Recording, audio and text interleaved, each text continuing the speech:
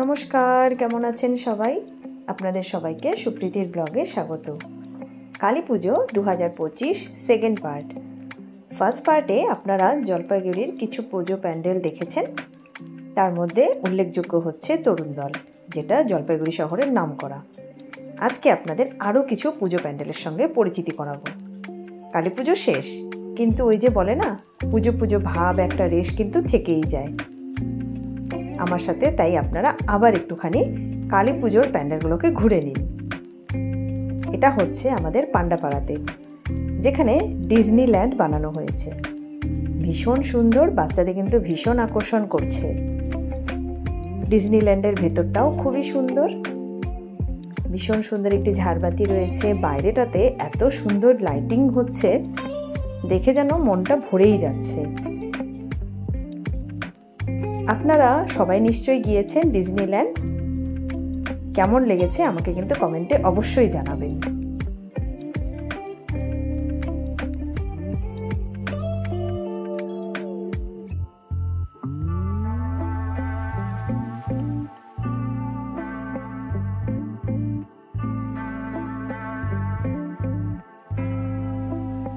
পুরো পুজো মণ্ডপ জুড়ে কিন্তু ডিজনির বিভিন্ন ক্যারেক্টার রয়েছে। Donald, Mickey mouse, Pluto, mini, daisy সবাই। এবার পান্ডাপাড়ার শেষবাতিতে খুব ভালো একটি থিম করেছে, সেটা হচ্ছে গতি। এই থিমটা একদমই অন্যরকমের। নর্মাল কিন্তু থিম যেটা হয়, এখানে কিন্তু সেরকমটা নেই। মূলত এখানে পোস্ট অফিসের বিষয়টাকে তুলে ধরা হয়েছে। লেটার বক্স রয়েছে এবং বিভিন্ন ঐতিহাসিক সন এবং বিভিন্ন যে গণ্যমান্য ব্যক্তিরা রয়েছেন তাদের ছবি এখানে রয়েছে। জলপাইগুড়ি পোস্ট অফিসেরও এখানে কিন্তু ছবিটা রয়েছে। দেখে মনে হচ্ছে না লেটার বক্সের ভেতর দিয়ে আমরা ঢুকে যাচ্ছি। তাদের থিমটি ভীষণ সুন্দর, ঘড়ি রয়েছে, মানে সময় যে থেমে নেই, সময় যে কন্টিনিউয়াসলি চলছে। আগে আমরা সবাই চিঠি পোস্ট করতাম পোস্ট বক্সে, পোস্ট অফিসে যেতাম, ওখান থেকে স্ট্যাম্প নিয়ে তারপরে আমরা চিঠি লিখে স্ট্যাম্পটা লাগিয়ে পাঠিয়ে দিতাম যাকে আমরা চিঠিটা পাঠাতে চাই। আর এখন ছোট্ট একটি হোয়াটসঅ্যাপে মেসেজ করলেই হয়ে গেল। চিঠিরও কোনো বালাই নেই, স্ট্যাম্পেরও কোনো বালাই নেই। পোস্ট অফিসে শুধুমাত্র পিপিএফ বা পোস্ট অফিসে যারা টাকা জমা করেন সেটাই এখন চলছে। এতটাই আমরা ডিজিটালি অ্যাডভান্স হয়ে গিয়েছি যে পোস্ট অফিসের যে এত ঐতিহ্য রয়েছে, চিঠির যে মাহাত্ম্য রয়েছে, সেসব কিছু আমরা কিন্তু ভুলে গিয়েছি। সেই চিঠির বিষয়টিকেই এই গতির মাধ্যমে দেখানো হয়েছে। আগে যেমন ল্যান্ডফোন ছিল, তারপরে এলো মোবাইল, এখন আবার 5G চলছে, স্মার্টফোন। মানে সময় থমকে নেই, সময় চলছে। এবারে জলপাইগুড়ি আরও একটি ভালো পুজো হয়েছে গোমস্তেপাড়াতে নবারুণ সংঘ, যেখানে থিম রয়েছে এবারের রামেশ্বরম। ভীষণ সুন্দর, এত ভালো লাগছে ঢুকে, মনে হচ্ছে যেন রামেশ্বরমেই ঢুকে গিয়েছি আমরা। রামেশ্বরমকে জলপাইগুড়ি শহরে নিয়ে আসার জন্য অসংখ্য ধন্যবাদ তাদের।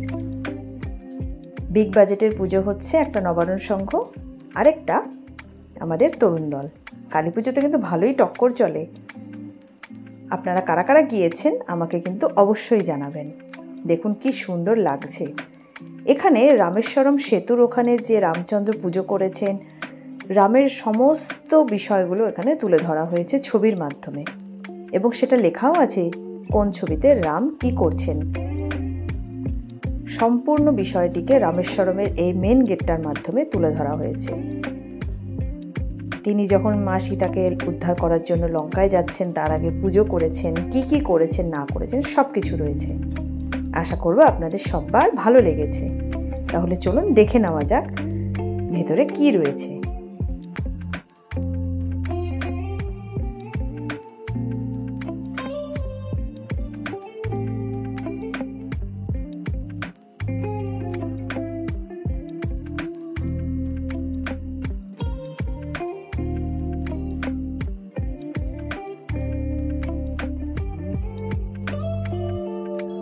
যারা যারা রামেশ্বরম সেতুতে গিয়েছেন তারা সবাই জানবেন ভেতরে কীরকম লাগে, কীরকম কারুকার্য করা আছে, কি কি রয়েছে।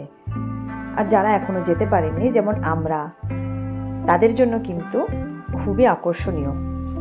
এবারে মনে হচ্ছে সত্যিকারের রামেশ্বরম কিন্তু গিয়ে ঘুরে আসতেই হবে, নইলে মিস করে যাব। তো অবশ্যই চেষ্টা করব রামেশ্বরমে একবার ঘুরে আসার।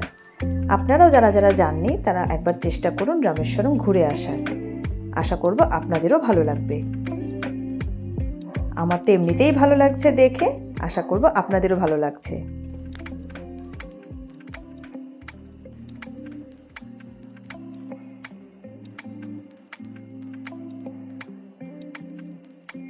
এভাবেই আমাদের রামেশ্বরম কিন্তু দর্শন হয়ে গেল।